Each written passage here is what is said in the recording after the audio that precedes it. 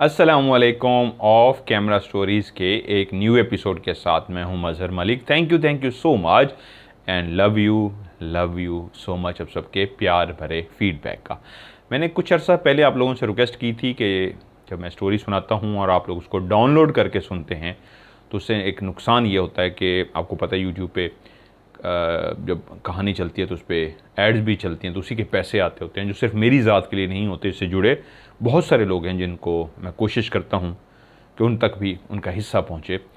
तो आप लोग डाउनलोड ना किया करें, पहली दफ़ा बिल्कुल सुन लिया करें और उसके बाद बेशक आप डाउनलोड कर लें। तो बहुत सारे लोगों का मुझे फीडबैक आया जी अब हम ऐसा ही करते हैं, फ़र्स्ट टाइम कहानी को हम लोग लाइव ही सुन लेते हैं, यानी यूट्यूब पे ही सुन लेते हैं, उसके बाद हमें अगर बार बार सुननी होती है तो फिर हम डाउनलोड कर लेते हैं। जज़ाकल्लाह, क्योंकि बहुत सारे लोग मेरी मदद भी करते हैं एक नेक फलाही काम के लिए कि मैं अपने से जुड़े कुछ लोग हैं जो मेरी जितनी भी कमाई है उनमें से एक हिस्सा मेरा है, बाकी सारा मैं उन लोगों तक पहुंचा देता हूं। और जो लोग भी इसमें शामिल होते हैं अल्लाह के नेक बंदे, तो वो हिस्सा भी जो जो हमें कहता है नज़र आते जाते हैं, हम तहकीक करते हैं कि ये हकदार है और इस तक पहुंचना चाहिए, चाहे राशन की सूरत में या किसी भी ज़रूरत की सूरत में, तो हम उनको पहुंचा देते हैं। ये ऐसे काम होते हैं जो दिखावे के लिए नहीं होते। अल्लाह ताला बस हिम्मत देता है, इंसान को चुन लेता है, तो मेरे जैसे गुनाहगार इसमें अपना हिस्सा डालते हैं। तो आप भी हिस्सा डाल सकते हैं। बहुत सारे लोग हैं जो मुझसे रब्ता करते हैं इस आस उम्मीद पे कि हमारी हेल्प कीजिए, तो मैं अपनी तरफ से फिर कोशिश करता हूँ मेरी ज़ात से जितना हो सकता है। जो लोग इसमें हिस्सा डालते रहते हैं उनका भी जो होता है हिस्सा उन तक पहुँचा दिया जाता है। ये कभी ज़रूर करके देखिएगा, जब आप लोगों की मदद करते हैं इस तरह के दिखावे के लिए नहीं, एक हाथ से इस अंदाज़ में दें कि दूसरे को पता भी न लगे, तो देखिएगा अल्लाह ताला कैसे फिर आपके रुके हुए काम कैसे अल्लाह ताला कर देते हैं, अल्लाह ताला की रहमतें कैसे बरसती हैं आप पे। कहानी जो ईद गुजर गई, लेकिन चलें ईद का ही तोहफ़ा समझ लीजिए इसको। इमरान बलोच तुर्बत बलोचिस्तान से कहानी भेजते हैं। जब भी इनकी कहानी आई तो मैं शुरू में कहता हूँ इनकी कहानी बहुत ज़बरदस्त होती है। और इमरान बलोच ने इस वक्त जो कहानी भेजी, एक सच्ची कहानी जो भी कुछ ज़्यादा पुरानी नहीं है। वो कह रहे हैं 2016, 17 या 18 में, मेरे ख्याल में, मुझे सही याद नहीं है, 17 कह रहे थे, आगे पीछे ये वाक़या हुआ है। एक बहुत ही सच्चा और खौफनाक वाक़या, अपनी नौयत की एक बहुत ही चेंज कहानी है जो आज आपको मैं सुनाने चाह रहा हूँ। खौफनाक है लेकिन बहुत अजीब है। बाकी बहुत कमाल स्टोरी भेजी है इमरान बलोच ने। किरदारों के नाम जो हैं उन्होंने कहा है कि मैंने इजाज़त ली कहानी सुनाने से पहले जिनके साथ ये वाक़या हुआ उनसे पूछा, तो उन्होंने कहा ठीक है, आप अपने सर को ये कहानी भेजना चाहते हैं भेज दें, मदर सर को, लेकिन नाम जो हैं वो आप बदल दीजिएगा, इलाका भी बदल दीजिएगा। ये कहानी का किरदार है जिनसे इमरान बलोच का राब्ता भी है। उसका उन्होंने कहा फ़र्ज़ी नाम आप कुछ भी रख लीजिएगा, तो इमरान भाई उनका फ़र्ज़ी नाम इमरान ही रख देता हूँ, आपका हम नाम कर देता हूँ। जो इमरान कहानी का हिस्सा है, एक तो इमरान बलोच हैं जिन्होंने कहानी भेजी है, कि इमरान इनका मैं फ़र्ज़ी नाम रखा है, जो इनके दोस्त हैं इमरान के, उन्हीं से उन्होंने इजाज़त ली। और मेरे ख्याल में इतनी बड़ी कहानी भेजने से पहले इजाज़त लेना बहुत ज़रूरी था। अच्छा कि आपने इजाज़त ली। कहानी कुछ यूँ है,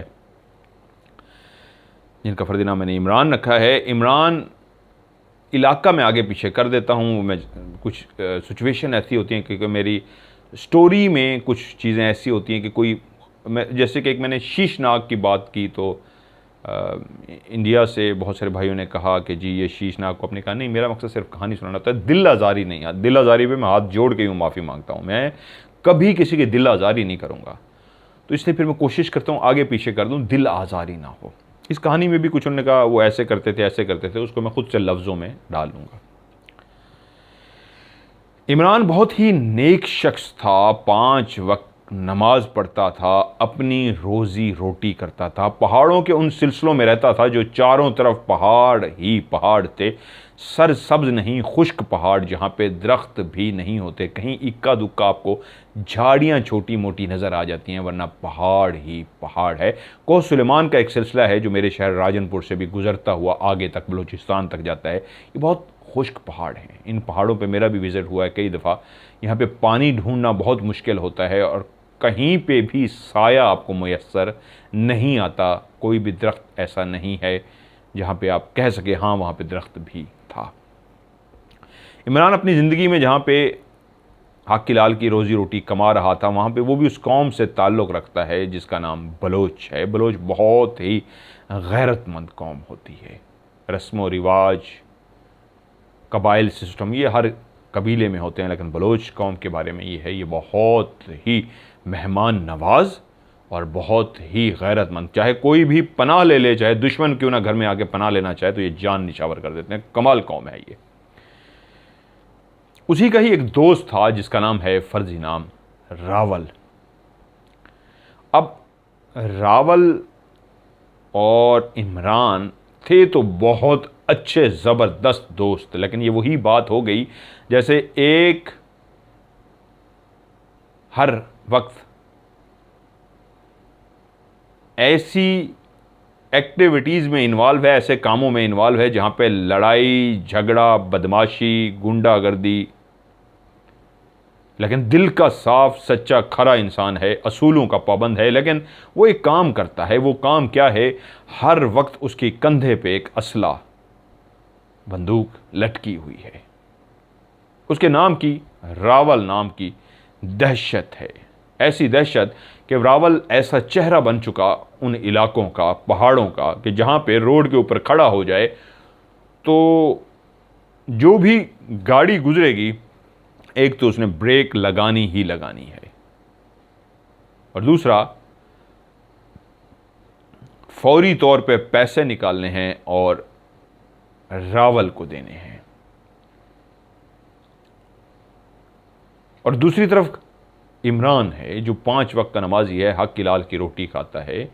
कभी इस तरह की गुंडागर्दी या ज़बरदस्ती, भत्ते के पैसे, या कोई भी कहें कि जगह टैक्स कह लें इसको, जो एक इस मिजाज का है जगह टैक्स लेता है, और एक इस मिजाज का है जो 5 वक्त नमाज पढ़ता है, फिर भी दोस्त हैं। ऐसे जिगरी दोस्त कि जब भी मिलते हैं दिल का हाल अहवाल करते हैं। इमरान जानता है कि रावल जगह टैक्स लेने वाला बंदा है, लोग इस चेहरे से डरते हैं, बहुत ही बहादुर, निडर, दिलेर किस्म का बंदा है, लेकिन फिर भी ऐसा काम करता है। वो पैसा जो उस जगह टैक्स से लेता है वो सिर्फ अपनी ज़ात पे खर्च नहीं करता, वो गरीबों पे भी खर्च करता है। अब इसको क्या नाम दें, क्या ऐसा पैसा सही है या गलत है, इससे हट के कहानी की तरफ बढ़ते हैं। ये दोनों बहुत अच्छे दोस्त थे, और आए दिन ऐसा होता था कि जिस जगह पे रावल का घर था उसके बिल्कुल सामने एक सड़क थी, एक ऐसी सड़क जिससे एक मुल्क से दूसरे मुल्क सामान जाता था।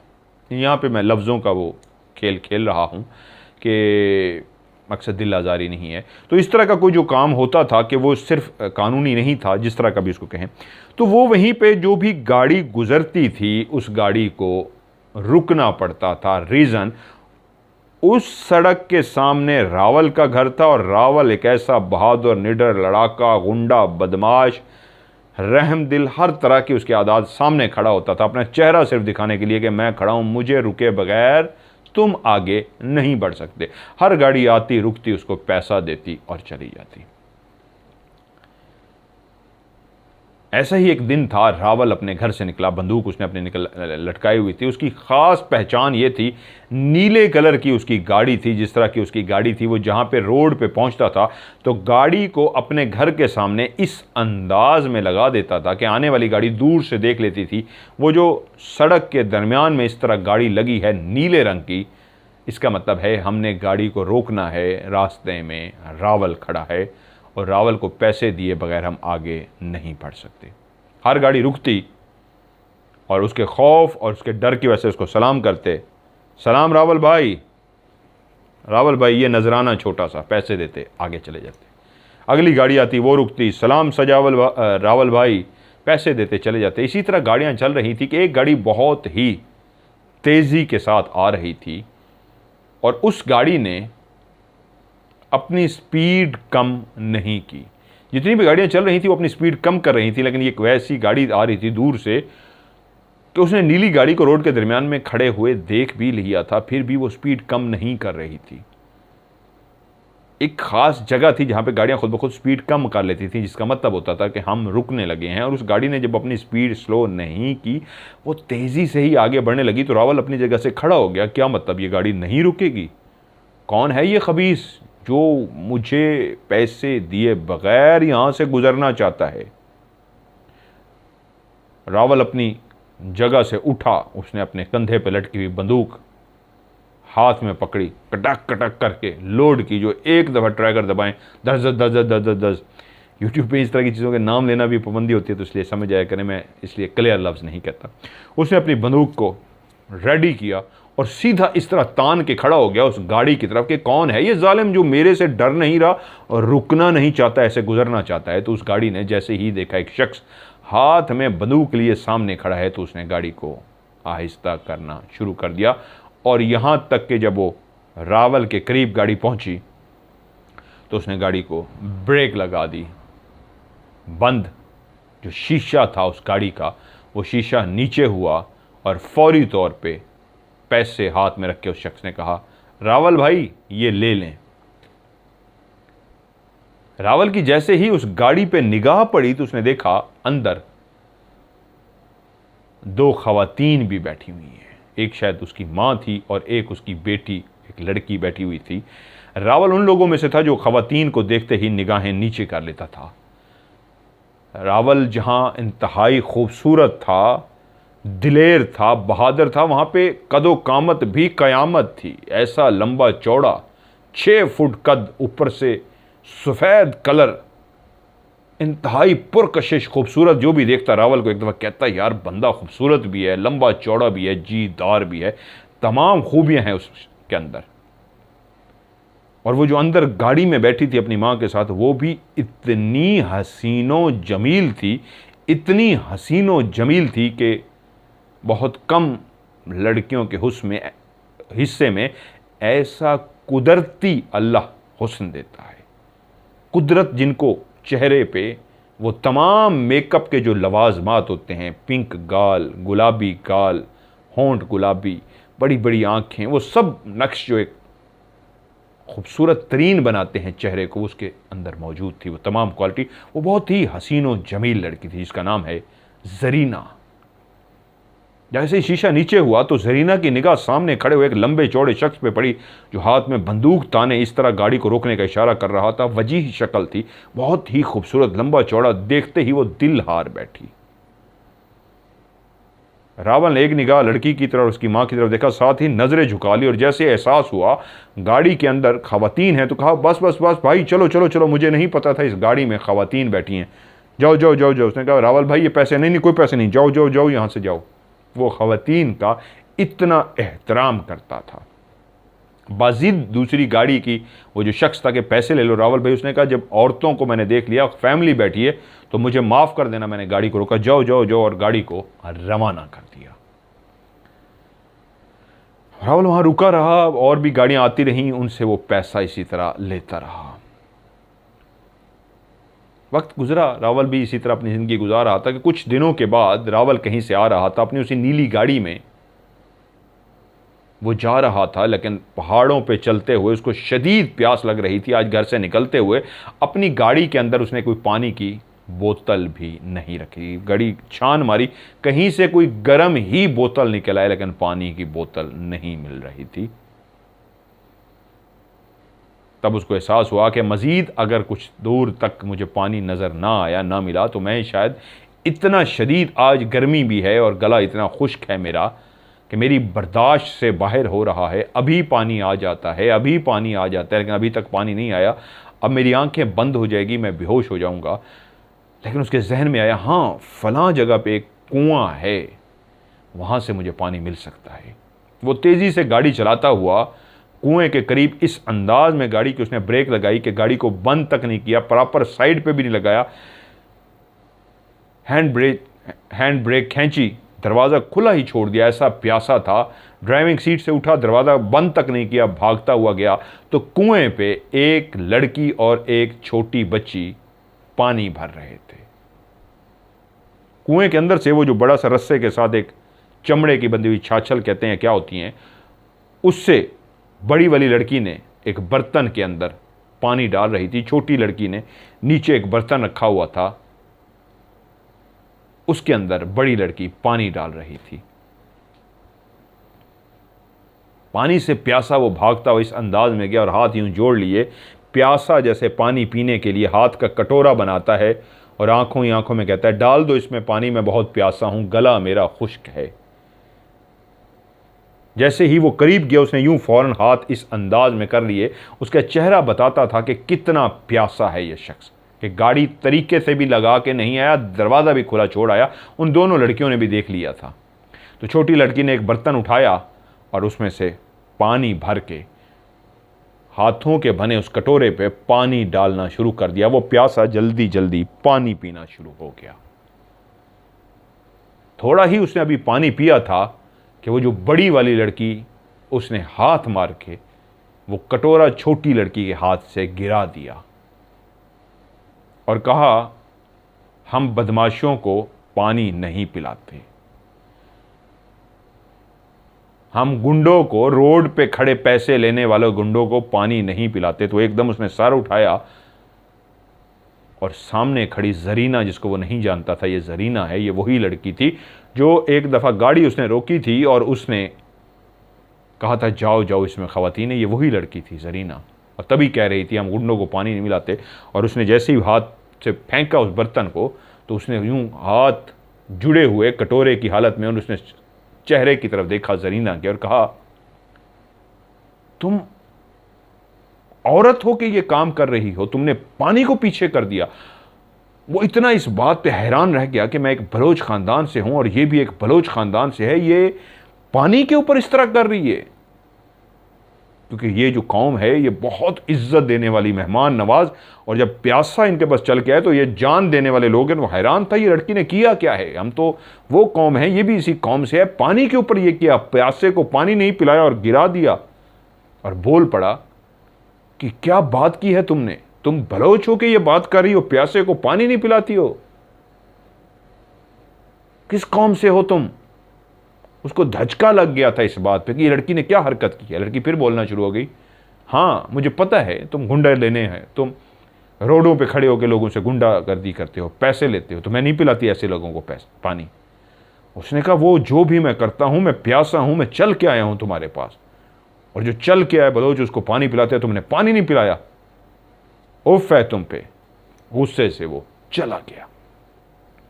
पीछे क्या हालत थी, वो लड़की हंसी रोई, उसने देखा तक भी नहीं, गाड़ी में बैठा, उसकी गैरत गवारा नहीं कर रही थी। जितने घूंट वो पी चुका था उसके लिए काफ़ी थे कि उसने क्या कह दिया, ये कैसी लड़की है। उस लड़की ने भी ये लफ्ज़ गुस्से में नहीं कहे थे, प्यार में कहे थे, अदा में कहे थे, लेकिन अंदाज इस तरह था, शरारत वाला, गुस्से वाला। वो नहीं जानती थी इस तरह वो जल्दी से वापस चला जाएगा, लेकिन उसने देखा था कि वो क्या कह के गया था। वो उस पर और दिल हार बैठी, वो वहाँ से चला गया। कुछ अरसे बाद एक जगह पे शादी थी, उस शादी में रावल भी शामिल था। रावल शादी में शामिल होने के लिए बन ठन के आया था, अपना वही रिवायती बलोचों वाला लिबास पहन के आया था, वो पगड़ी पहन के आया था, और वो उसी तरह का रिवायती, जिसको रक्स व सरूर की महफिल कहते हैं, रिवायती कल्चरल जो सराइकी में है, बलोचों में है, हर कौम के अंदर है, झूमर डालते हैं, तो वो बढ़ चढ़ के उस शादी में हिस्सा ले रहा था। बहुत ही हसीन व जमील लग रहा था, बढ़ चढ़ के झूमर खेल रहा था, रक्स कर रहा था, आगे बढ़ रहा था। वो नहीं जानता था कोई छुप छुप के उसको देख रहा है। ये वही देख रहा है जो पानी पिलाते हुए उसने हाथ से मसनूई तरीके से पानी गिरा दिया था, नहीं जानती थी कि गुस्से होकर चला जाएगा। आज वही शहजादा रक्स कर रहा था, झूमर खेल रहा था। जब वो थक के बैठा तो थोड़ी देर के बाद एक छोटी बच्ची उसके पास आई और उसने उसे कहा ये ले लें। उसने कहा क्या है। उसने मुट्ठी में बंद की हुई कोई चीज़ उसके हाथ में दी और भाग गई। उसने पर्ची खोली तो उसके ऊपर लिखा हुआ था ये मेरा नंबर है, प्लीज़ मुझे कॉल करो, मुझे तुमसे बात करनी है। उसने पर्ची देखी, उन्होंने कहा ठीक है जो भी है बात करना कर लूँगा। उसने पर्ची जेब में रख ली। जिसने पर्ची भेजी थी इस ख्वाहिश पे भेजी थी कि फौरी तौर पे मुझे कॉल करेगा, लेकिन उसने कॉल नहीं की। वो अपनी शादी को एंजॉय करता रहा, यहाँ तक कि रात को शादी ख़त्म करके वो अपने घर पहुँचा, सो गया।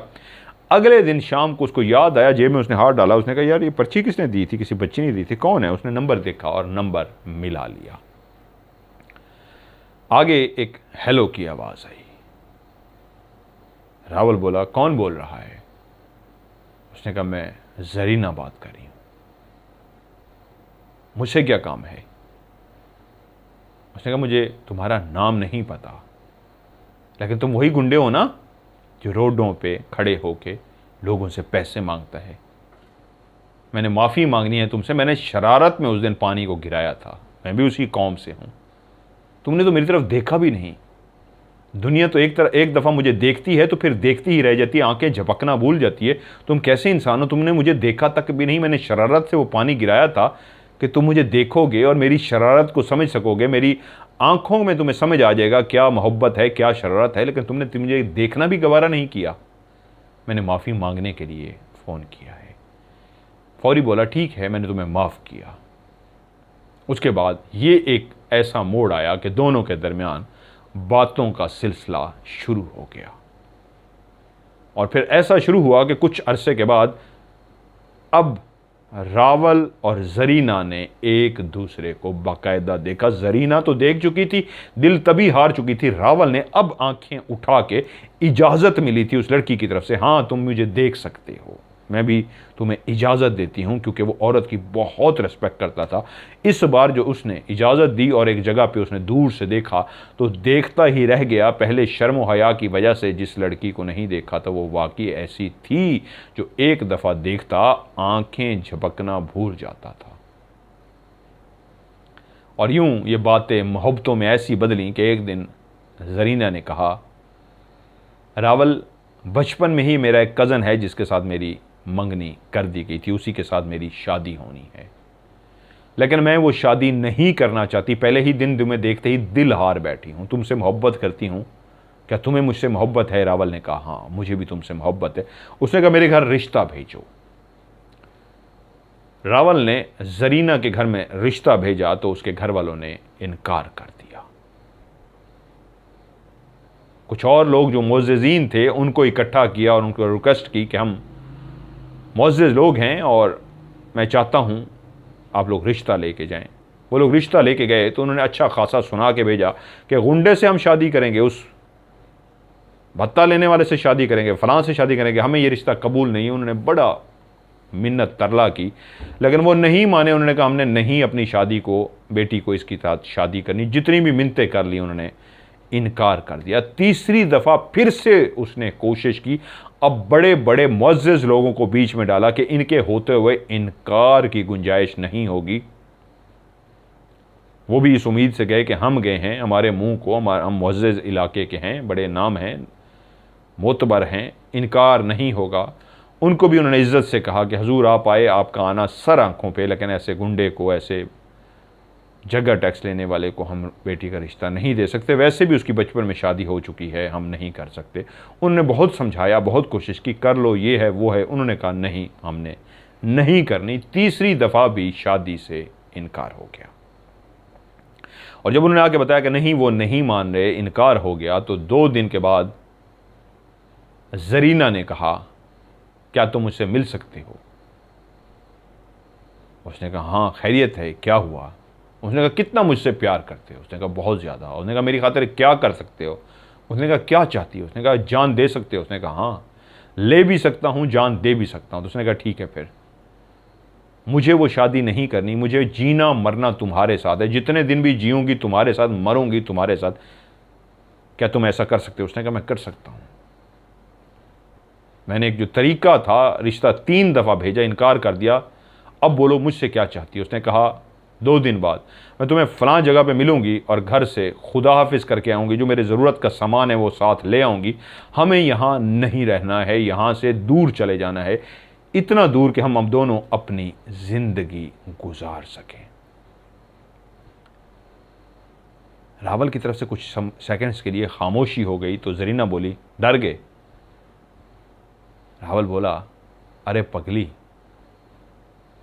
तूने ही तो कहा था मवाली, गुंडा, फलां फलां फलां। वो गुंडा डरने वाला कहाँ है? उसकी मोहब्बत उसे कह रही हो कहीं चलने को तो वो डर जाएगा। परसों पहुँच। और ऐसे ही हुआ। जरीना ने अपने घर से जो भी उसको कुछ सामान था, ज्वेलरी थी, जो भी उसके ज़रूरत की चीज़ थी कि आने वाले बुरे वक्त में काम आएगा, उसने उठाया और उस जगह पे पहुंच गई। वो अपनी वही नीली गाड़ी लेके वहां पे पहुंच गया। ये वो गाड़ी होती है, इसको डाला बोलते हैं, पीछे सामान रखा जाता है। वो गाड़ी में बैठी और उसने कहा, रावल यहां से बहुत दूर ले चलो मुझे, मेरे घर वाले बहुत ताकतवर हैं, वो हम दोनों को मार डालेंगे। मैं घर छोड़ आई हूं, वापस नहीं जाऊंगी, मेरी लाश जाएगी, मैं नहीं जाऊंगी। अभी भी वक्त है, वापस मुड़ना चाहो मुड़ जाओ, जो मेरे साथ यहां से कदम बढ़ाना है तो फिर वापस नहीं मुड़ सकोगे। रावल एक दिलेर शख्स था, डरने वाला नहीं था। उसने कहा, मैंने तुम्हें खुद कल 2 दिन पहले कहा था, जीना मरना तुम्हारे साथ, बैठो गाड़ी में, कराची चलते हैं। वो गाड़ी में बैठी और वो दोनों रवाना ही हुए थे कि फ़ोन की घंटी बजी।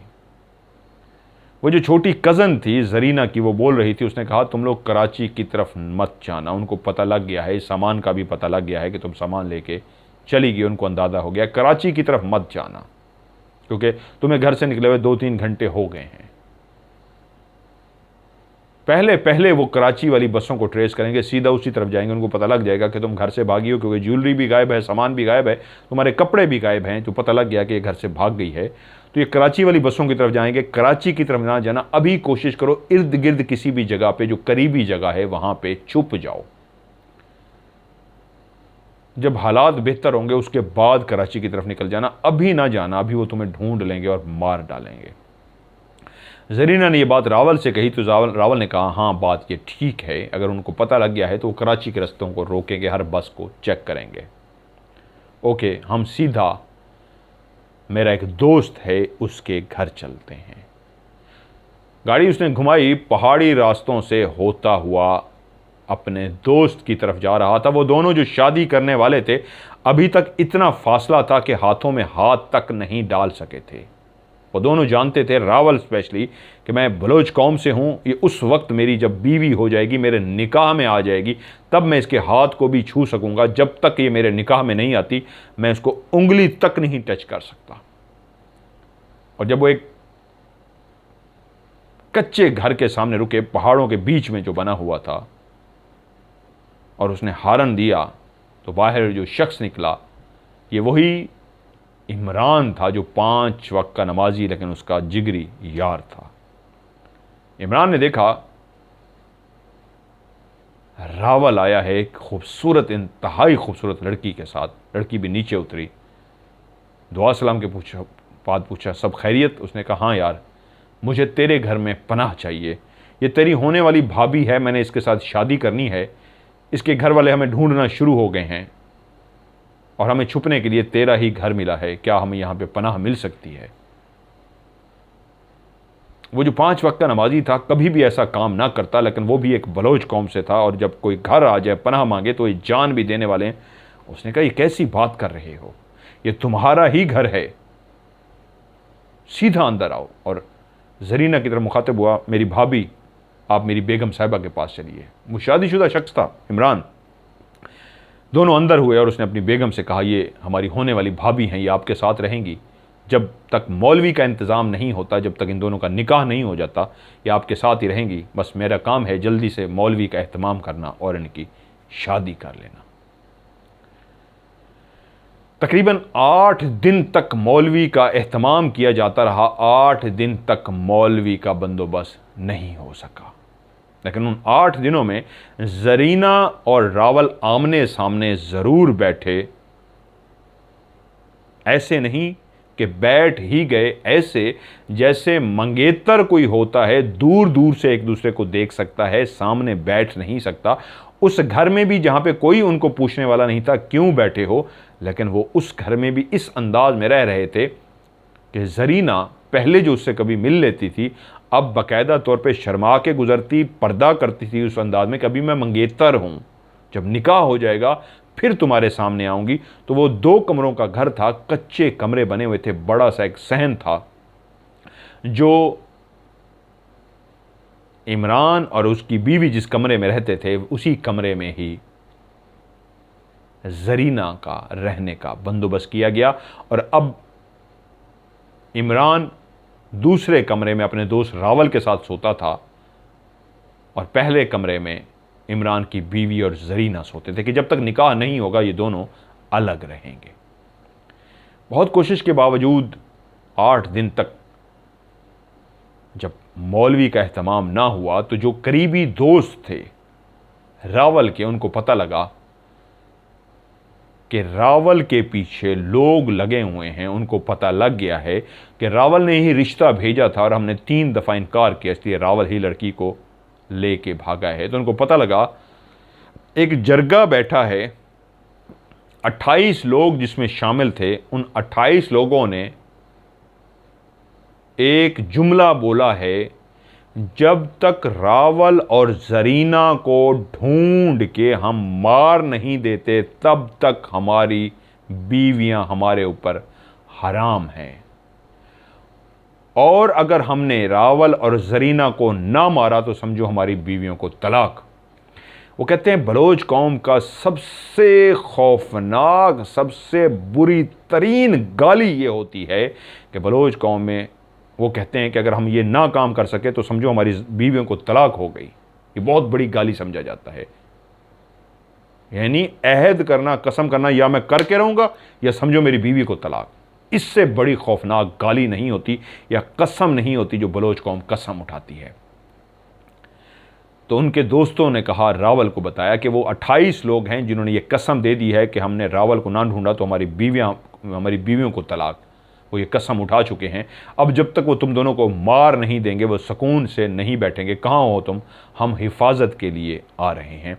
यूं तकरीबन 8-10 दोस्त जो बेस्ट तरीन उसके दोस्त थे वो रावल के पास पहुँचे और उसके बाद इस अंदाज में पहरा देने लगे और वहीं पे रहने लगे कि खुदा ना खास्ता वो 28 लोग जो जरीना के फैमिली में से थे अगर आएँ तो वो उनको रोक सकें और उनका मुकाबला करके इनकी हिफाजत कर सकें।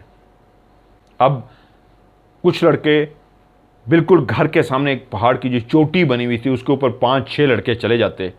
वो वहीं पे इस अंदाज में पहरा देते कि दूर से अगर कोई गाड़ी आ रही है तो वो समझ जाते, इस तरफ अगर गाड़ी का रुख है तो वो अपने अपने हथियारों से जो लैस होते थे हथियारों का रुख उस तरफ कर लेते। और बाकी जो लड़के थे वो घर के दूसरी साइड पे पहरा देते थे कि कहीं से भी अगर दुश्मन आके वार करे तो हम उसके वार को रोक सकें। ये बहुत ही मुखलिस दोस्त थे। और उधर दूसरे जरीना के वो घर वाले 28 लोग हर उस जगह पे छापा मार रहे थे, हर उस जगह को ढूंढ रहे थे जहां पे उनको शक था कि यहां पे ये लोग हो सकते हैं। हर बस, उन्होंने कराची की तरफ जो जाने वाली बस थी उनको छान मारा, इधर उधर हर उस जगह पर जा रहे थे। लेकिन उनके वहमो गुमान में भी नहीं था कि वो अपने कासिम की तरफ रह रहा होगा, क्योंकि वो नहीं जानते थे रावल कासिम का बहुत अच्छा दोस्त है। इस तरफ उनका शक भी नहीं गुजरा। यूं ये यहाँ पे रहते रहे। 8वें दिन के बाद, नामे 10वें दिन, तकरीबन 10वां दिन था कि मौलवी का इंतज़ाम हो गया। खामोशी से मौलवी को लाया गया और यूं जरीना और रावल की शादी हो गई, उनका निकाह पढ़ा दिया गया। अब वो दोनों मियाँ बीवी थे और उसी कमरे में जहाँ पे रावल और इमरान शिफ्ट हो गए थे वहीं पे जरीना और रावल शिफ्ट हो गए। इमरान अपनी बीवी के साथ दूसरे कमरे में रहने लगा। ये जो कच्चा सा घर था इसी घर में अब वो मियाँ बीवी की तरह रह रहे थे। दोस्त भी पहरा दे रहे थे। रावल के पास जितना जमा पूंजी थी वो खर्च हो रही थी।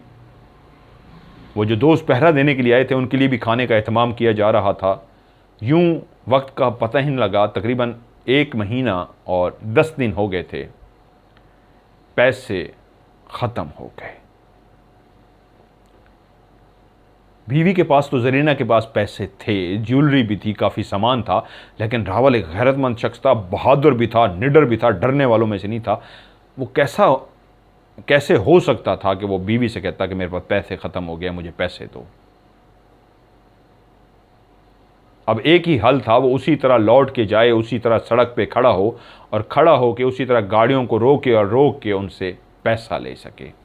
जहाँ पे ये लोग अपनी हिफाजत कर रहे थे, यहाँ पे देखभाल कर रहे थे, निकलते नहीं थे, गैर ज़रूरी कहीं पे जाते नहीं थे, पहरा बहुत सख्त होता था, रातों को भी पहरा होता था, कुछ लोग दिन को भी पहरा देते थे, इसी खौफ से कि दुश्मन किसी वक्त भी हमला कर देगा, और अगर दुश्मन हमला करेगा तो ये लोग भी जानिसार थे, रावल के बहुत गहरे दोस्त थे, अपनी अपनी ज़िंदगी अपनी मुट्ठी में लेके बैठे थे। अगर आ गए तो फिर हम उनका सामना करेंगे, गोली के बदले गोली होगी, मरेंगे हम तो बचेंगे वो भी नहीं। वो अपनी जान देने के लिए वहीं पे मौजूद थे, लेकिन अब पैसे ख़त्म हो गए। तो रावल ने कहा चलो वहीं पुराने अड्डे उसी रोड पे खड़े होते हैं, गाड़ी लगाते हैं, पैसे जमा करते हैं, पैसे ख़त्म हो गए हैं।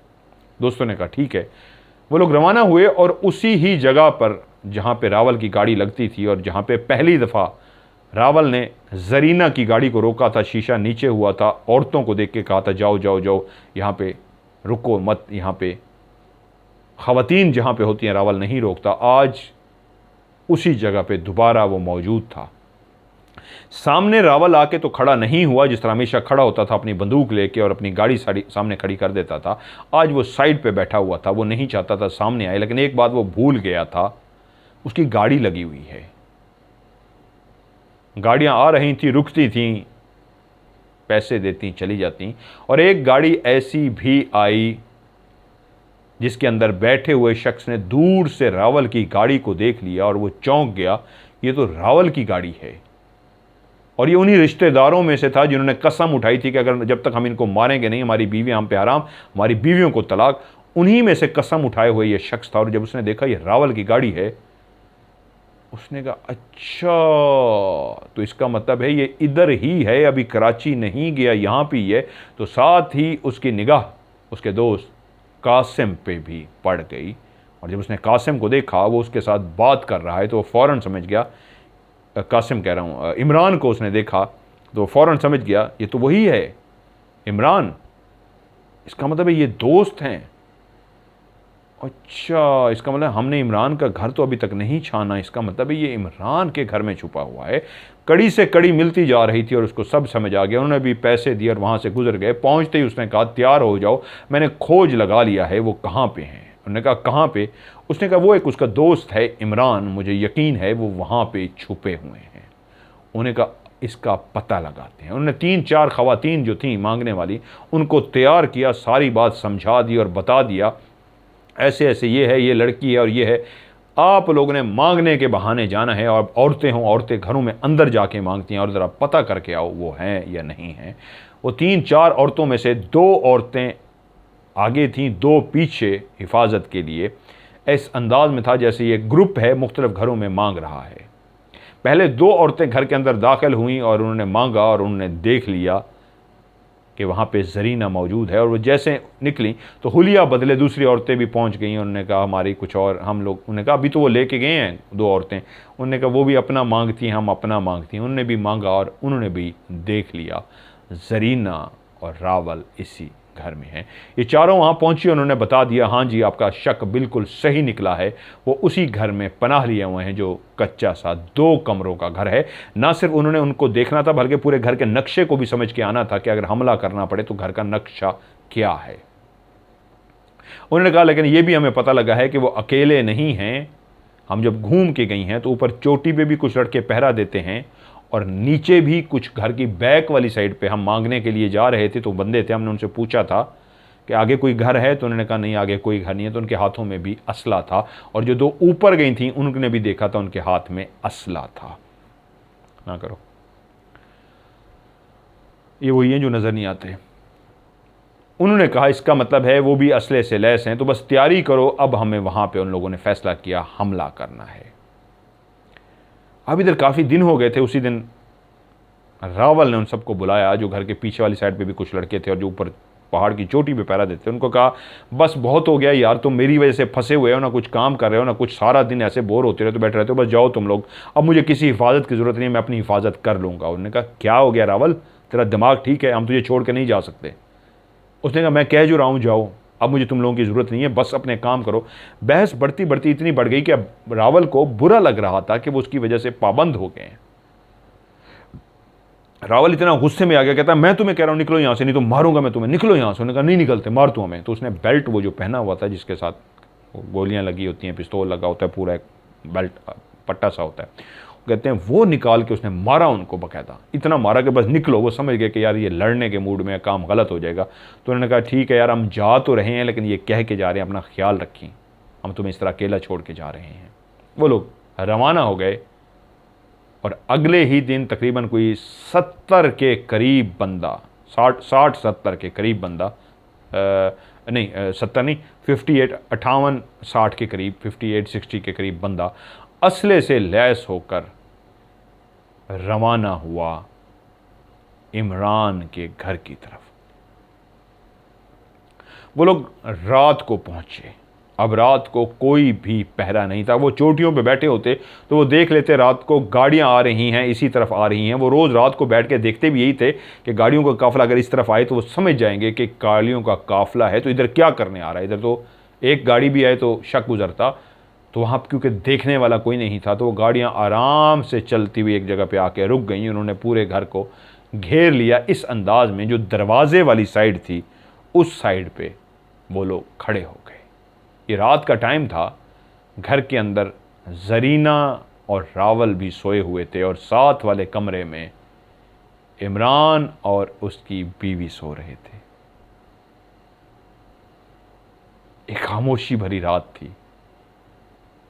हिफाजत करने वाले जा चुके थे।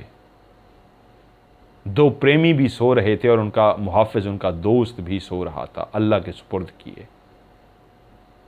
बज़ाहिर जहाँ हर तरफ खामोशी थी, वहीं पे वो खामोशी बड़े तूफ़ान का पेशखेमा थी। बाहर तूफ़ान आ चुका था, तबाही और बर्बादी लाने वाला तूफ़ान। वो दरवाजे के बिल्कुल सामने पहुँचे और एक बड़ा सा गोला, मैं उनके नाम नहीं लूँगा, मैंने पहले भी कहा यूट्यूब की पॉलिसी होती है इस तरह की चीज़ों के नाम लें तो वो अलर्ट हो जाते हैं। तो एक बड़ा सा गोला जो रख के चलाया जाता है और वो आगे तबाह करके रख देता है। उन्होंने वो कमरा जिसके अंदर इमरान और उसकी बीवी सोए हुए थे, उसी कमरे के दरवाजे का निशाना लगा के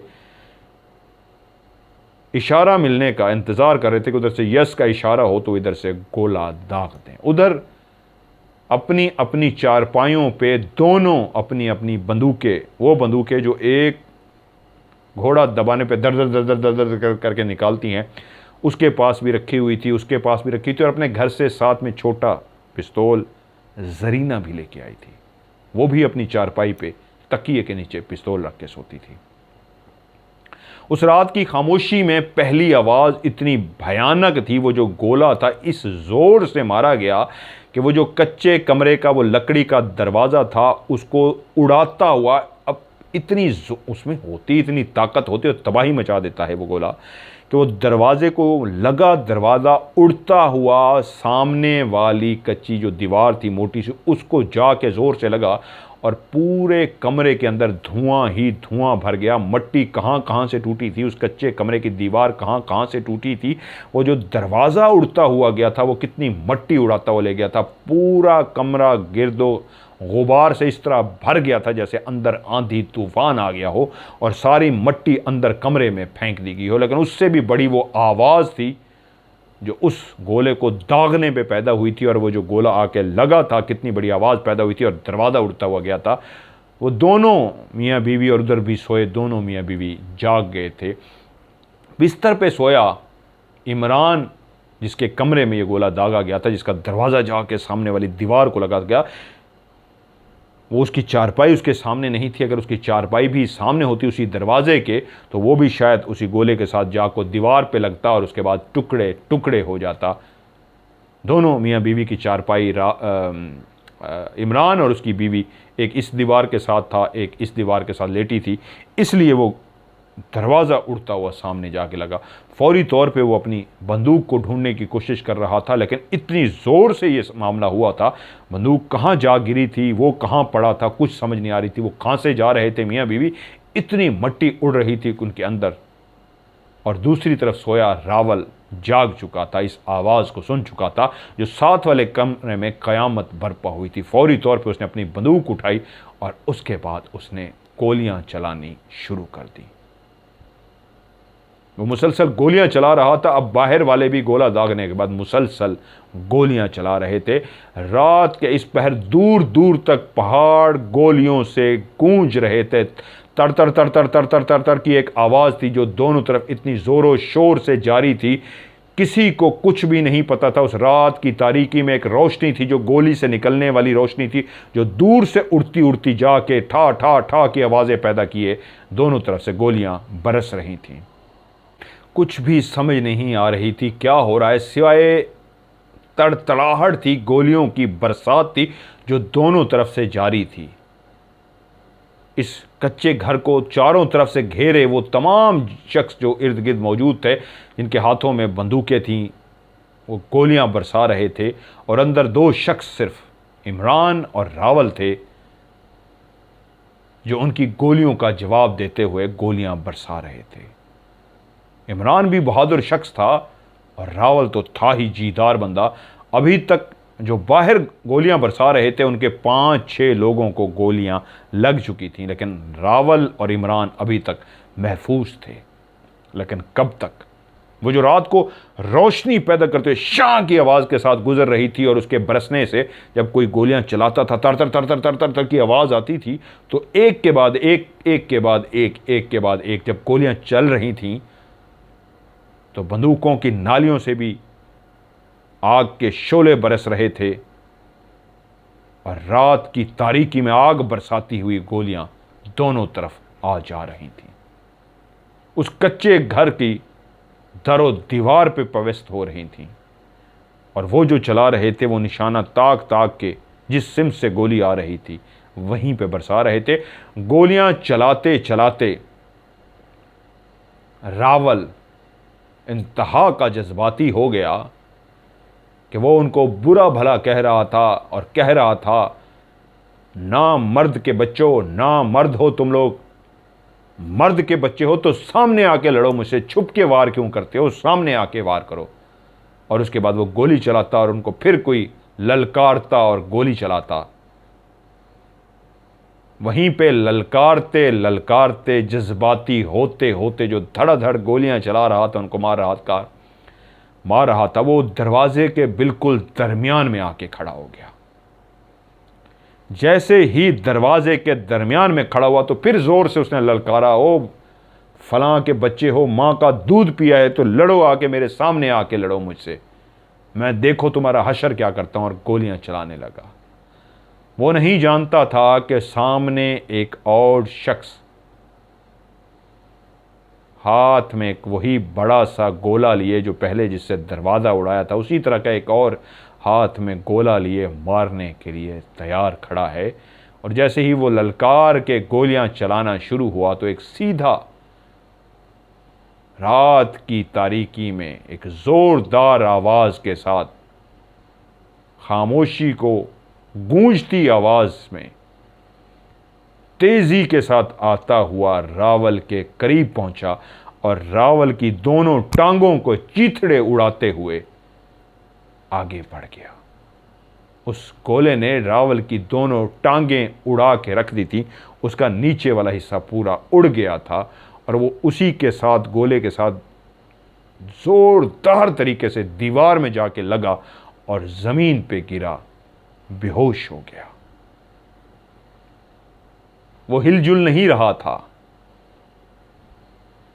उसकी दोनों टांगें कट चुकी थी, उसमें से खून बह रहा था। और दूसरे कमरे से इमरान था जो मुसलसल गोलियों का मुकाबला कर रहा था। उसके पांव में, टांग में और बाजू में 3 गोलियां लग चुकी थीं अभी तक। उस कमरे के अंदर अभी भी गर्दो गुबार भर चुका था, जो आहिस्ता आहिस्ता कम तो हुआ था लेकिन अभी भी वो गर्दो गुबार से उसका कमरा भरा हुआ था। हाँ, रावल का कमरा अब ज़रूर मट्टी से, गर्दो गुबार से भर गया था, क्योंकि यहां अभी अभी एक गोला आके लगा था जिसने रावल की दोनों टांगों को उड़ा दिया था, नीचे वाला हिस्सा उड़ा दिया था। वो जो जरीना वहां मौजूद थी, उसके तकिए के नीचे वो जो पिस्तौल था उसने उठाया और उसने भी मुकाबला करना शुरू कर दिया था। उसने 2-3 ही गोलियां चलाई थी, लेकिन जब देखा कि ऐसे गोला लगा और शौहर की टांगें कट गईं और वो दीवार से ज़ोर से जाके लगा और नीचे गिर गया है, तो उसने अपने शौहर की बंदूक उठाई और गोलियां चलानी शुरू कर दी। अब वो भी उसी तरह दिलेरी के साथ लड़ रही थी जिस तरह पहले उसका शौहर खड़ा लड़ रहा था। लड़ती रही यहां तक कि उसने भी काफ़ी बंदों को गोलियां मारी। और जब शौहर का असला ख़त्म हो गया तो अब उसको पता लग चुका था अब वक्त आ गया है, असला ख़त्म हो गया है। बाहर जो गोलियां चला रहे हैं, तड़तड़ाहट है, वो बहुत साजो सामान लेके आए हैं, इतना गोलियां बरसाने के लिए सामान लेके आ गए हैं। सुबह हो जाएगी, उनकी गोलियां ख़त्म नहीं होंगी। वो जो पहले पहरा देते थे, अगर वो शायद होते तो बचने का इम्कान था। वो समझ गई थी अब बचना नामुमकिन है। तो उसने अपना पिस्तौल उठाया और बाहर जाने से पहले वो अपने शौहर जो मर चुका था या बेहोश था, उसके माथे पे बोसा दिया, अलविदाई बोसा। जानती थी ये तो मर चुका, अब मैं इसके माथे पे बोसा इसलिए दे रही हूँ, इसलिए इसका माथा चूम रही हूँ। खुदा हाफिज़ रावल। मैं बढ़ी दरवाजे की तरफ और शायद मैं भी थोड़ी देर बाद तुम्हारे पास पहुँच जाऊँ। जैसे उसने उसके माथे पे चूमा तो उसने आंखें खोल दी और कहा, ज़रीना तुम बाहर मत जाओ, अपनी ज़िंदगी बचा लो, तुम बच सकती हो। तुम ऐलान कर दो कि तुमने हथियार फेंक दिए हैं, वो तुम्हें नहीं मारेंगे। मैं तो शायद बच ना सकूं, लेकिन तुम अपनी जान को बचा लो, हथियार डाल दो। अपने शौहर की आंखों में देख के मुस्कुराई और कहा, जीना मरना साथ था तो मैं तुम्हें छोड़ दूं? तुमने ये कब से सोच लिया कि ज़रीना इतनी बेवफा है? मरने का टाइम आया तो तुम्हें छोड़ जाएगी, सोचना भी नहीं रावल।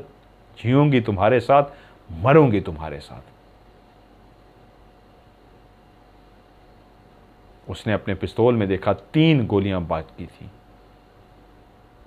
उसने पिस्तौल हाथ में लिया और इस अंदाज में बाहर आगे छुपा के कि जैसे वो हथियार डालने के लिए आई है। वो लोग यही समझे कि वो हथियार डाल चुकी है।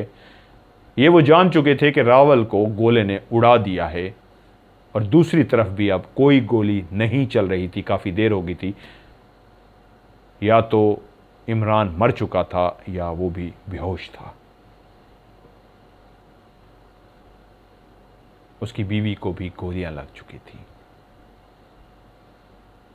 इस अंदाज में वो बाहर निकली कि हथियार डाल दिए हैं, आ जाओ मुझे गिरफ्तार कर लो। और जैसे ही उसके ख़ानदान के कुछ लोग उसके करीब आए, उसने फ़ौरन अपने उसी पिस्तौल को निकाला और 3 गोलियों के साथ उसने 3 बंदों को मार डाला। 3 बंदों को उसने मार डाला। और जब चौथी उसने गोली चलाई तो गोली तो थी नहीं, कटक की आवाज़ आई तो उसने वही पिस्तौल पकड़ के सर में ज़ोर से मार दिया। अगलों ने ज़रीना को गिरफ्तार कर लिया, पकड़ लिया। गिरफ्तार नहीं किया, पकड़ लिया, बांध दिया और अंदर पहुंचे। वो टांगों से माजूर, जिसकी कट चुकी थी टांगें, उसकी सांसें अभी चल रही थीं। उन्हें फौरी तौर पर रावल को ज़रीना के साथ ही गाड़ी में डाला और रवाना हो गए। दूसरी तरफ उन्होंने देखना भी गवारा नहीं किया कि इमरान बचा, उसकी बीवी बची, क्या हुआ क्या नहीं। उनके वो दुश्मन नहीं थे, रावल और उनकी ज़रीना दुश्मन थे। वहीं पे एक छोटा सा अस्पताल था। जो उनके लोग ज़ख्मी हुए थे, जो मरे नहीं थे, वो जाती सुबह अस्पताल पहुंच गए और उसी अस्पताल के सामने ही कुर्सियां डाल के 2-3 जो बड़े थे ज़रीना का बाप भी जो उनमें शामिल था, बैठ गया। अब सामने ज़रीना थी और टांगों से माजूर रावल की जाते ही, सॉरी, एक जुमला बड़ा खौफनाक था जो मैं भूल गया। जब उसके शौहर को उसने चूमा था, माथे को बोसा लिया था, तो वो जिंदा था। तो उसी वक्त उसने अपना दुपट्टा उतार के, जो बलोच कौम कभी अपना दुपट्टा नहीं उतारती, उसकी टांगों में बांध दिया था ताकि उसका खून ना बहे। और जब वो बाहर निकल रही थी तो उसका दुपट्टा नहीं था। उसको इसका एहसास था कि इस लड़ाई में, इस खून रेजी में, इस जंग में भी उसको ये एहसास था कि मैं दुपट्टे के बगैर जा रही हूँ। बहुत बहुत खौफनाक बात है। और जब रावल को वो ले गए तो जाती उन्होंने थोड़ी सी उसकी मरहम पट्टी ज़रूर करवा दी थी, इसलिए कि उसको मारें तो सुकून से मार सकें। फौरी मर गया तो मारने का मज़ा नहीं आएगा। ज़रा जिंदा हो, थोड़ा सा बचे, इससे बातें करें, फिर इसको मारें। और जब सुबह हो गई, रावल भी अभी होश में था, उसकी हल्की फुल्की मरहम पट्टी कर दी गई थी, वैसे तो उसको मारना ही था। तो जरीना और रावल सामने थे और एक मैदान लग चुका था अस्पताल के सामने। तो उसका बाप बोला, कब तक हमसे भागोगे? तो वो बोली, 3 दफ़ा तो एक इस्लामी तरीके से निकाह के लिए उसने बंदे भेजे, खुद आया, कुछ बंदों को लेके आया, तीसरी दफ़ा भी लेके आया, तुम लोगों ने फिर भी नहीं माना, तो वो क्या करता? उसने मुझे हाथ तक भी नहीं लगाया जब तक मेरा उससे निकाह नहीं हुआ। जब मेरा निकाह हो गया तो मैं उसकी बीवी होगी। मैंने गलत क्या किया है? मारो गोली, यहां मारना, यहां। मैं डरने वालों में से नहीं हूं, सीने पे गोली खाऊंगी। तुम लोग ना मर्दो, बेगैरत हो, वो गैरतमंद है। वो मुझे उठा के नहीं लेके गया, मैं घर से निकली हूं इसलिए कि उसने कहा था, मैंने भी तुमसे कहा था, मैं नहीं उसके साथ शादी करना चाहती जिसके साथ तुमने बचपन में मेरी शादी कर दी। मैंने नहीं रहना उसके साथ। अगर मेरे लिए वो रिश्ता भेज ही रहा है, मैंने उसके साथ रहना है, तो क्या गुनाह है इसमें? मैं आकिल हूं, मैं बालिग हूं, मैं अपने लिए बेहतर समझती हूं रिश्ता है, तो इसको गुनाह क्या है? तुम लोगों ने अपनी अनाह की खातिर, अपनी रिवायात, रस्म और रिवाज की खातिर मारा, मुझे निकलना पड़ा। तो अब डर कैसा? मौत सामने है, मारो। तुमने हमें जिंदा होते हुए नहीं जीने दिया ना, हम मर के इकट्ठे होंगे। क्या कर लोगे हमारा? हम मर के भी इकट्ठे होंगे। मारो यहां गोली, मारो मेरे सामने। वो अपनी दुपट्टे के बगैर छाती तान के खड़ी होगी, मारो मुझे। एक उसका चाचा जो बाप का छोटा भाई था, पता नहीं उसके अंदर क्या हमदर्दी, गैरत जागी, वो एकदम से उठ के जरीना के सामने आ गया और कहा, मत मारो इसको, छोड़ दो इसको। और जरीना का बाप अपनी बंदूक सीधी कर चुका था। उसने कहा, हट जाओ आगे से, नहीं तो मैं तुम्हें गोली मार दूंगा। उसने कहा, उसने बातें तो ठीक की, इतनी दिलेर तो हमारा मर्द कोई नहीं है जितनी दिलेर जरीना है, जितनी दिलेरी की वो सामने मौत को देख के भी बातें कर रही है। मुझे शर्म आ गई, इसमें बहादुरी कहां की है? इसमें बहादुरी कहां की है? तुमने उसका एक जुमला सुना है? जो उसने, उसके जुमले ने मुझे हिला के रख दिया। उसका चाचा बोला, उस लड़की ने कहा है कि तुम लोग ये कहते हो ना कि तुम लोगों ने कसम उठाई थी कि जब तक इनको मारेंगे नहीं हमारी औरतों को तब तक तलाक, नहीं मार सके तो हमारी औरतों को तलाक, जब तक मारेंगे नहीं हमारी औरतें हराम हम पे, और अगर ना मार सके तो हमारी औरतों को तलाक। इतनी बड़ी गाली दी थी। तो वो उसने पता है क्या कहा है? तुम्हें अपनी औरतें इतनी प्यारी हैं, इतनी गैरतमंद हो कि औरतें हराम और औरतों को तलाक, तो मैं उसकी अब औरत हूं, वो तुमसे ज्यादा गैरतमंद है। उसने निकाह के बगैर मुझे हाथ नहीं लगाया, अब मैं उसकी गैरत हूं। तुम्हें अपनी अपनी औरतों की गैरत पसंद नहीं है, तो मैं भी अब उसकी औरत हूं। मारो, मैं डरने वालों में से नहीं हूं। चाचे ने बड़ी लड़ाई की कि इनको माफ कर दिया जाए, लेकिन उन्होंने कहा नहीं, इसको नहीं मारना। उन्होंने इशारा किया, चाचे को वहां से हटा दिया गया। जरीना और रावल को गोलियों से छलनी कर दिया गया। लेकिन छलनी होने से पहले हंसते हुए रावल ने और जरीना ने यह जुमला कहा था, जीते जी अगर तुम हमें इकट्ठे नहीं रहने देना चाहते तो मर के हम जरूर इकट्ठे होंगे, फिर क्या कर सकोगे तुम। और हां, हम तो जा रहे हैं, तुमसे मुलाकात जरूर होगी, फिर पता लगेगा कौन सही और कौन गलत। उसके बाद उनके चेहरों पे मुस्कुराहट आ गई थी गोलियां खाने के लिए, और जालिमों ने गोलियां मार के जरीना और रावल को छलनी कर दिया था। उनको छलनी किया जो खुदा हाफिज कर रहे थे दुनिया को मुस्कुराहट के साथ। जीते जी नहीं मिल सके, मर के तो साथ होंगे, और जुदा हो गए। रूह ने जिस्म का साथ छोड़ दिया, गोलियों ने रूह को बाहर निकल के आज़ाद कर दिया। अब उन दोनों की रूहें आज़ाद हो गई थी। जिस्म खाकी जिस्म, मट्टी से बना जिस्म, गोलियों से छलनी होकर तर तर तर तर तर तर तर तर तर गोलियां बंद हो गई। जिस्म छलनी होके मुर्दा थे, रूहें अभी भी हाथों में हाथ डाले उन दोनों वजूदों को खुदा हाफिज करके एक दूसरे के हाथों में हाथ डाले वहां से जा रहे थे। उधर इमरान को बाकी लोग आए, ले गए। इमरान होश में आ गया, उसका इलाज हुआ, और इमरान ने एक बात कही, इसी रात जब ये हमला हुआ था उससे एक रात पहले मैंने दोनों को चारपाई पे बैठे हुए देखा था, और देखते ही मैं हैरान हो गया था कि खुदा ने कितनी खूबसूरत जोड़ी बनाई है। जितनी जरीना हसीनो जमील है वैसा ही खूबरू लंबा चौड़ा और हसीनो जमील रावल है। रावल और जरीना शायद बने ही एक दूसरे के लिए थे। अगर ये ज़िंदगी में ज़िंदा होते हुए उनको इन्होंने साथ नहीं रहने दिया तो उनकी खूबसूरती, उनकी जोड़ी देख के मुझे लग रहा था ये दोनों ऐसे प्रेमी हैं, मर के ज़रूर साथ होंगे। और एक शाम पहले ऐसा सोचा था, उस जोड़ी को बैठे हुए देख के हैरान हुआ था, और अगले ही दिन वो जोड़ी दुनिया को छोड़ के जा चुकी थी। जब इमरान ठीक हो गया तो उसने फैसला किया कि मैं अपने दोस्त की मौत का बदला ज़रूर लूँगा। लेकिन उसने एक रात एक ख्वाब देखा, एक अजीबो गरीब सा ख्वाब। मुझसे उस ख्वाब की ताबीर पूछी गई है, मुझसे मतलब मज़हर मलिक से उस ख्वाब की ताबीर पूछना वो चाहते थे। लेकिन उसके बाद जो कुछ हुआ वो बहुत अजीब था। वो एक दो दफ़ा बदला लेने के लिए रोड पे जाके बैठे भी सही, दोस्तों के साथ छुप भी गए कि वो गुजरेंगे मारेंगे, लेकिन वो लोग नहीं आए, बच गए। 2-3 दफ़ा उन्होंने कोशिश की उनको मारने की, उस जगह पे गए लेकिन वो नहीं आए और वो लोग बच गए। लेकिन वो अपनी बात पे कायम था इमरान कि मैं मार के ही छोड़ूंगा। इसके बावजूद कि 2-3 दफ़ा मारने के लिए इमरान गया दोस्तों के साथ, वो बच गए। वहीं पे एक शाम एक छोटा सा तालाब बना हुआ था, बहुत बड़ा नहीं, छोटा सा, जिस तरह तालाब होता है पानी खड़ा होता है, तो उससे वो पानी भरने के लिए गया। तालाब के पास जैसे ही इमरान पहुंचा,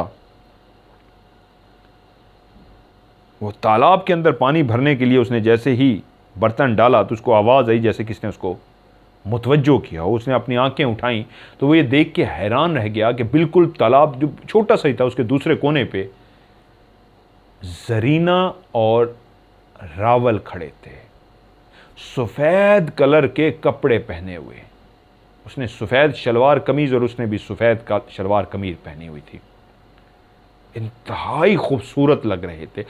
जिस शाम उनने देखा था इमरान ने और कहा था कितनी खूबसूरत जोड़ी है, वैसे ही चमक रहे थे, वैसे ही खूबसूरत लग रहे थे, और दोनों सामने खड़े थे। वो एकदम चौंक गया कि क्या मेरा वहम है, मेरा ख्वाब है, मैं कैसे हो सकता है उनको देख रहा हूं। तो मर चुके हैं, उनको गोलियां मार के मार दिया गया था, उनके जिस्मों को दफना दिया गया था रस्म के हिसाब से, तो ये तो नहीं हो सकते, वो तो मर चुके हैं, तो ये कौन है। तो उसने आंखें एक दो दफ़ा यूं की, आंखें मली, झपकी और देखा कौन है, क्या अभी भी हैं या चले गए हैं। तो वो सामने ही खड़े थे और मुस्कुरा रहे थे। उन दोनों ने हाथों में हाथ डाल रखा था, उन दोनों के हाथों में हाथ था, वो एक दूसरे का हाथ पकड़ के खड़े थे। तभी रावल बोला, इमरान हम बहुत खुश हैं, हम बहुत खुश हैं, आज तुमसे सिर्फ एक रिक्वेस्ट करने आए हैं। तुम्हें ख्वाब में भी कहा था, आज सामने कहने आए हैं, हमारी मौत का बदला मत लेना, छोड़ दो उनको, तुम अपनी ज़िंदगी गुजारो। हम बहुत खुश हैं, हम बेचैन नहीं हैं, हम आज भी इकट्ठे हैं, हम आज भी बहुत खुश हैं। बस इतना कहने आए हैं, कोई भी उनसे बदला मत लेना, उनको माफ़ कर दो, उनको छोड़ दो। जब हम बहुत ज़्यादा खुश हैं तो हमें क्या उनसे बदला लेके करना है। बस तुम्हें आज इतना कहने आए हैं, उनसे बदला मत लेना, उनको माफ़ कर देना। इमरान कहता है ये जुमला मैंने सुना, क्लियर लफ्ज़ थे, और ये लफ्ज़ भी रावल की आवाज़ थे। जैसे वो बोलता था वैसे ही आवाज़ थी। सामने खड़ा भी रावल था, साथ में जरीना थी, आवाज़ भी उसी की थी। तो जरीना भी साथ में बोली, हाँ इमरान भाई, मैं भी यही कहने आई हूँ, उनको माफ़ कर दो, हमें बदला नहीं चाहिए। इमरान कहते हैं एक सेकंड के लिए मैंने ऐसे नीचे देखा, ये क्या कह रहे हैं, और जैसे मैंने उनको बात करने के लिए मुंह ऊपर उठाया तो सामने कोई भी नहीं था। एक सेकंड ही गुजरा कि मैंने यूँ नीचे देखा और ऊपर देखा तो कोई भी नहीं था। वो जो दोनों सामने खड़े हुए थे गायब हो चुके थे। मैंने इधर उधर देखा, पीछे देखा, हर तरफ देखा, वो कहीं पे भी नहीं थे। मेरा वहम नहीं था, ये क्लियर था। मैंने आवाज़ भी सुनी थी, उन दोनों को क्लियर सामने खड़े हुए भी देखा था। यहाँ तक कि मैं भाग के उस तरफ गया जिस तरह वो खड़े थे, क्या उनके पाँव के निशान हैं, तो कोई पाँव के निशान नहीं थे। लेकिन ये वहम नहीं था, और मैंने ख्वाब जो देखा था वो यही क्लियर ख्वाब था। यही जुमले जो वो मुंह से सामने बोल के गए थे, यही ख्वाब में आके उन दोनों ने बैठे हुए थे और मुझे कहा था हमें बदला नहीं चाहिए, उनको माफ़ कर दो, हम दोनों बहुत खुश हैं।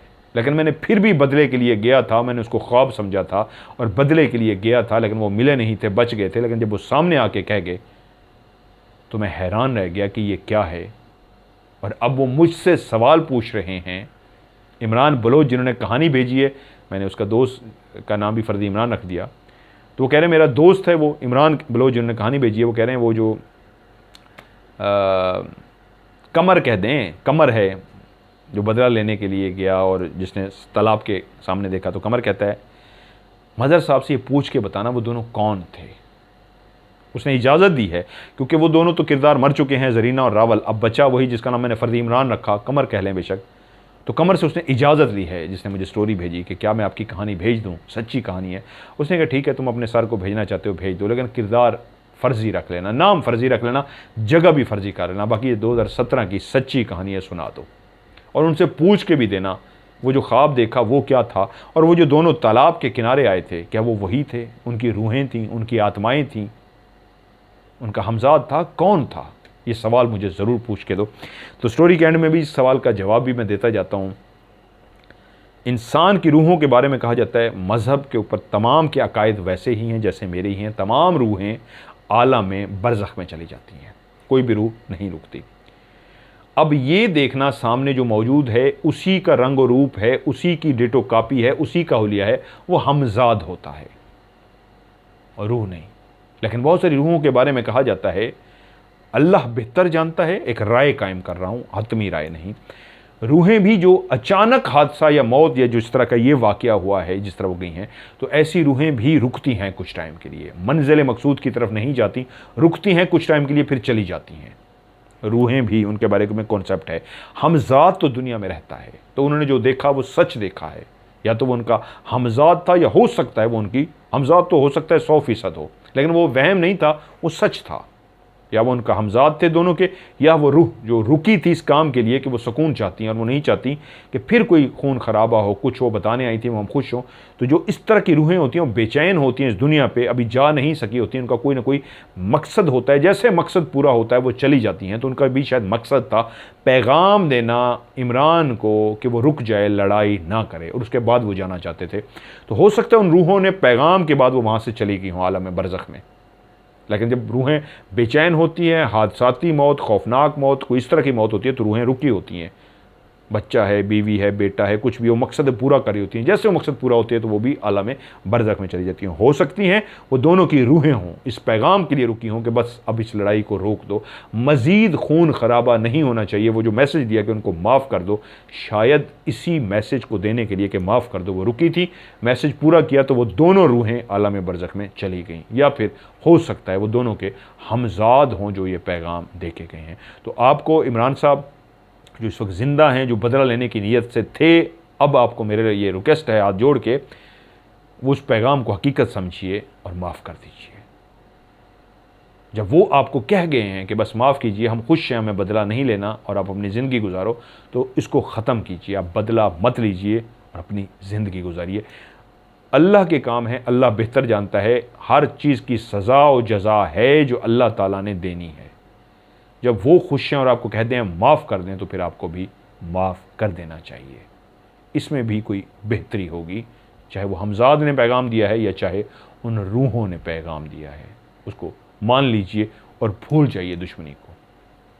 और अल्लाह से दुआ है अल्लाह ताला आपको सब्र दे, हिम्मत दे, हौसला दे, और बस अल्लाह को राज़ी कीजिए। वो चले गए, वो सच्चे प्रेमी थे, वो अल्लाह के पास चले गए, लेकिन वो खुश हैं। ये कहानी थी, इसमें बहुत कुछ कहना चाहता हूँ, लंबी हो जाएगी, बहुत सारी बातें हैं जो मेरे दिल में भी हैं जो कहने वाली हैं। चलें आप लोग सवाल पूछिए, हो सकता है अगली कहानी से पहले मैं आपको इसका जवाब दे दूँ, या जुम्मे वाले दिन जब मैं लाइव करूँगा अब वहाँ आके मुझसे पूछना चाहेंगे तो ज़रूर इसके ऊपर मैं, बहुत सारे सवाल होंगे आपके, मैं आपको जवाब ज़रूर दूँगा। तो ये इमरान बलोच ने तुर्बत बलोचिस्तान से एक सच्ची कहानी भेजी जो 2017 में ये वाक़या हुआ और वो दो प्रेमी अल्लाह को प्यारे हो गए, उनको मार दिया गया। तो आप लोग भी उनके लिए दुआ कीजिएगा, एंड में अल्लाह ताला उन दोनों को खुश रखे, उनकी रूहों को सुकून दे, अल्लाह ताला उनके गुनाहों को माफ़ फरमाए, हर इंसान के गुनाहों को अल्लाह ताला माफ़ फरमाए, और अल्लाह ताला हम सबको हिदायत दे, और अल्लाह ताला हम सबको तौफीक दे, हम अल्लाह की मखलूक के और काम आ सकें, अल्लाह को राज़ी कर सकें। ये थी जी आज की कहानी। आप लोग भी मुझे अपनी कहानी भेजिए, इंशाल्लाह आपकी कहानी को OCS का हिस्सा बनाऊंगा। मेरा नंबर है व्हाट्सअप का 00923136555500। रिपीट कर दूँ 00923136555500 और यही नंबर डायरेक्ट है 031366555500। इस पर आप मुझे व्हाट्सअप कर सकते हैं, अपनी स्टोरी लिख के भी भेज सकते हैं और वॉइस मैसेज भी व्हाट्सएप पे रिकॉर्ड करके भेज सकते हैं। लिख के भेजें या वॉइस मैसेज रिकॉर्ड करके भेजें, दोनों सूरतों में आखिर में आपने STORY स्टोरी लाजमी लिखना है, या फिर OCS लिख दें तो मैं समझ जाता हूँ। स्टोरी एंड पे लिखा हो आखिरी लफ्ज़ या OCS लिखा हो तो मैं पहले उस मैसेज को खोल के हॉरर स्टोरी नंबर फलां फलां दे के महफूज कर लेता हूँ। जैसे आपका नंबर आता है तो कहानी को प्रोग्राम में शामिल करता हूँ।